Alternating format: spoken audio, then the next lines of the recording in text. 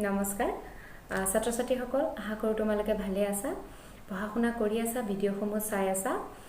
মোৰ নাম শ্ৰী ৰিমঝিম বৰদলৈ মই চৰকাৰী আদৰ্শ মহাবিদ্যালয় কাজিৰঙাৰ অৰ্থনীতি বিভাগৰ এগৰাকী সহকাৰী অধ্যাপিকা মই তোমালোকৰ যেটো লাষ্ট ক্লাছ আছিল সেই লাষ্ট ক্লাছত মই স্কোপ অফ ইকনমিক্সৰ নেচাৰ অফ ইকনমিক্সৰ এটা question that is economics a science or art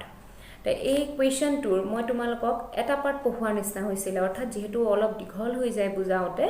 আৰু স্কিপ কৰিব নোৱাৰি কিছুমান বুজাওঁতে সেইকাৰণে মই তোমালোকক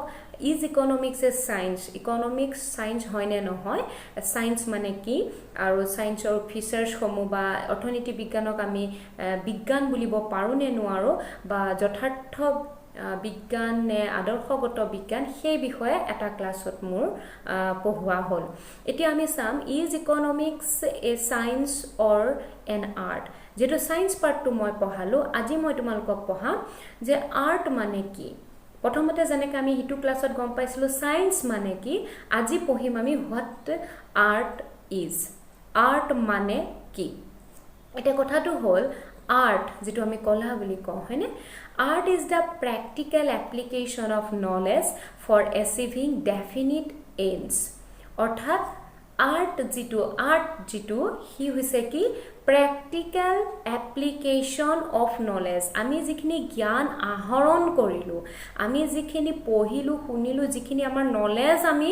আৰ্ন কৰিলো সেই নলেজখিনিক যেতিয়া আমি প্ৰ্যাকটিক্যালি এপ্লাই কৰিম ফিল্ডত যেতিয়া আমি তাক প্ৰয়োগ কৰিম নিজে হাতে কামে যেতিয়া আমি আহৰণ কৰা জ্ঞানসমূহ আমি প্ৰয়োগ কৰিম আৰু এটি সমস্যাৰ আমি কি কৰিম সমাধানলৈ নিম তেতিয়া তাক আমি কি কোৱা হয় আৰ্ট বুলি কোৱা হয় যেনেকৈ সায়েন্সত আমি সিম্পলি পাইছিলো যে সায়েন্সে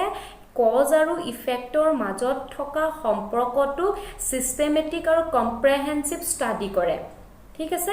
আৰ্ট কমপ্লিট এটা বেলেগ আৰ্টে কি কৰে আৰ্ট হৈছে যিখিনি তুমি জ্ঞান অৰ্জন কৰিলা সেই জ্ঞানখিনি কি কৰা এতিয়া তাক প্ৰ্যাকটিক্যালি ইমপ্লিমেন্ট কৰা তুমি তাক ব্যৱহাৰ কৰা আৰু ব্যৱহাৰ কৰি যেটো সমস্যা যেটোৰ বিষয়ে তুমি জ্ঞান অৰ্জন কৰিছা সেই বিষয়টোৰ নিশ্চয় কিছুমান সমস্যা থাকিব আৰু সেই সমস্যাখিনি নাইকিয়া কৰিবৰ কাৰণে তুমি আহৰণ কৰা জ্ঞানখিনি প্ৰ্যাকটিক্যালি প্ৰয়োগ কৰাকে কি বুলি কোৱা হয় আৰ্ট বুলি কোৱা হয় গতিকে এই ক্ষেত্ৰত J.M. Keynes এটা ডেফিনেশ্যন দি থৈ গৈছিলে যে an art is a system of rules for the attainment of a given end কি কৈছিলে সিস্টেম অফ রুল কিছুমান নীতি নিয়মৰ এটা সিস্টেম প্ৰক্ৰিয়া বুলি কৈছিলে যাৰ জৰিয়তে কি কৰা হয় এটা গিভেন এন্ড অৰ্থাৎ এটা বস্তুৰ এটা সমস্যাৰ আমি কি পাওঁ এটা সলিউশন পাওঁ অৰ্থাৎ শেষ হয় এটা বস্তুৰ আমি কি কৰিব পাৰো শেষ পৰ্যায়লৈ যাব পাৰো কাৰ জৰিয়তে যাব পাৰো আৰ্টছৰ জৰিয়তে যাব পাৰো তে এই কন্তে এজন ইটালিয়ান ইকনমিষ্ট আছিলে কোসা বুলি কোৱা হয় তেখেতে কি কৈছিলে যে সায়েন্সে আমাক কি শিকায় সায়েন্স টিচেছ আস টু নো সায়েন্সে আমাক জানিবলৈ শিকায় আমাৰ নলেজ বঢ়ায় ই অধ্যয়ন কৰে সিস্টেমেটিক আৰু কম্প্ৰেহেনসিভ ৱেট কি কৰে কজ ইফেক্টৰ মাজত কিহৰ কাৰণে এটা ঘটনা সংঘটিত হ'ল ইয়াৰ ফলাফলসমূহনো কি হ'ল মানে তাৰ ৰিজনসমূহ সেইখিনি বিষয় তেওঁ অধ্যয়ন কৰে কোনে অধ্যয়ন কৰে বিজ্ঞানে তে ই আমাৰ নলেজটো বঢ়ায় ই আমাৰ জ্ঞান দিয়ে আৰু আৰ্টে কি কৰে আৰ্টে আমাক শিকায় আমি কি কৰিব লাগিব N art টিচেছ us to do সায়েন্সে শিকায় টু নো জানিবলৈ শিকায় আৰু আৰ্টে কি শিকায় ব্যৱহাৰ কৰিবলৈ শিকায় গতিকে এটা আমি যদি সহজ ভাষাত ক'ব পাৰো এটা এৰি আনটো কেতিয়াও নহয় অৰ্থাৎ আৰ্টটো লাগিব সায়েন্সও লাগিব সায়েন্সে আমাক বস্তুটোৰ বিষয়ে জ্ঞান দিব আৰু আৰ্টছে বস্তুটো সমাধান কৰাৰ পথটো দেখাব তো এই ক্ষেত্ৰত মই লাষ্ট ক্লাছত এটা উদাহৰণ লৈছিলো পজিটিভ নৰ্মেটিভ বুজাবৰ কাৰণে যে আনএমপ্লয়মেন্ট ইন ইণ্ডিয়া হেতু পজিটিভ সায়েন্সৰ এক্সাম্পল মানে ভাৰতবৰ্ষত সাপোজ 2020 চনত মই হিনাহনো 50,000 কৈছিলো এনে লামসাম কৈছিলো আজিও মই 50,000 নামটো মেনশন কৰিছো যে 50,000 নিবনুৱা আছে 2020 চনত সাপোজ এই যে তথ্যটো that is positive science positive ইকনমিক্সৰ এটা মই কি দিছো এক্সাম্পল তাৰ পিছত কি হ'ব যে এই নিবনুৱা সমস্যাখিনি আমি দূৰ কৰিবলৈ হলে আমি আমাৰ সম্পদৰ ফুল ইউটিলাইজেশন কৰিব লাগিব আমি ৰিসোৰ্সক কি কৰিব লাগিব ফুললি ব্যৱহাৰ কৰিব লাগিব বা এখিনি নাইকিয়া কৰিবৰ কাৰণে চৰকাৰে কি কৰিব লাগিব ফুল এমপ্লয়মেন্ট কৰিব লাগিব ৰিসোৰ্সৰ এটো হৈ যাব কৰিব লাগিব বা চৰকাৰে কৰাটো উচিত এই ধৰণৰ ষ্টেটমেন্ট দিয়া হ'ল গতিকে এটো হৈ গল নৰমেটিভ সায়েন্স এতিয়া কথাটো হ'ল যেহেতু ফুল এমপ্লয়মেন্ট কৰিব লাগিব বুলি আমি কলো বা কৰাটো উচিত বুলি কলো বা গভৰ্ণমেন্টে কি কৰা উচিত ধৰণৰ আমি সেন্টেন্স দিলো অৰ্থাৎ নৰমেটিভ ইকনমিক্সৰ তে প্ৰশ্ন আহে ফুল এমপ্লয়মেন্ট কেনেকৈ কৰিম ফুল এমপ্লয়মেন্ট কেনেকৈ কৰিম যাতে আমাৰ নিবনুৱা সমস্যাটো কি হয় সমাধান হয় এই এন্ডলে আহিলে নে বস্তু এন্ডলে আহি গল আনএমপ্লয়মেন্ট কিমান হে তথ্যটোৱে আমাক জ্ঞান দিলে সায়েন্স কি কৰা উচিত ফুল এমপ্লয়মেন্ট কৰিব লাগে that is science normative science unemployment rate to positive science কি কৰা উচিত দ্যাট ইজ নৰমেটিভ সায়েন্স কিন্তু আলটিমেটলি দুইটাৰ তথ্যই কি হৈছে সায়েন্সৰ জুনি আমাৰ নলেজ বহাই আছে এতিয়া হল যে ফুল এমপ্লয়মেন্ট লাগে আৰু আমি কি কৰিব লাগিব ফুল এমপ্লয়মেন্টটো পাবৰ কাৰণে প্ৰ্যাকটিক্যালি আসলতে আমি কি কৰিব লাগিব যাৰ কাৰণে আমাৰ কি হ'ব নিবনুৱা সমস্যাটো সমাধান হ'ব অৰ্থাৎ এই যে কিছুমান পলিসি লোৱা হ'ব চৰকাৰে যেনেকৈ পলিসি ল'ব মনিটাৰী পলিসি ল'ব ফিস্কেল পলিসি ল'ব মনিটাৰী পলিসি ল'ব ফিস্কেল পলিসি ল'ব যাৰ জৰিয়তে চৰকাৰে কি কৰিব আনএমপ্লয়মেন্ট সমস্যাটো সমাধান কৰিব অৰ্থাৎ এটা এন্ডৰ পিনে কি হৈ গল সমস্যাটো লৈ গুচি গল কোনে আৰ্টে is a fiscal policy practically apply hoba fiscal policy revenue tax ebla fiscal policy debt ebla fiscal policy tools hoy hoine thik tena monetary policy hetu hoi jabo interest rate crr cash reserve ratio